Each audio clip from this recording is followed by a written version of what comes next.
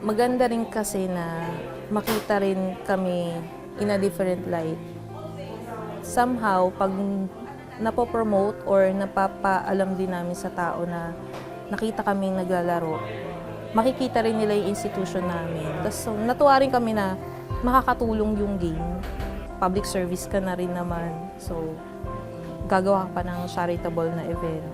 So, parang win-win siya. Kuya Daniel, thank you very much for this opportunity. Sobrang na-appreciate namin. Iba yung natural high na nafe-feel namin na kumbaga para na rin kaming athletes or varsities ng mga opisina namin. Sobrang na-appreciate namin na yung paglalaro natin, meron ding purpose. Parang public service na ginagawa namin. May purpose din yung pagbabalibol namin. Hindi lang para makapag-libang at saka makita sa TV. Hindi lang siya ganun. So, meron siyang kapupuntahan, manalo o matalo, merong mas maraming mananalo dun sa ginagawa namin. So, thank you. Patuloy niyo po sana kaming suportahan and thank you sa panonood.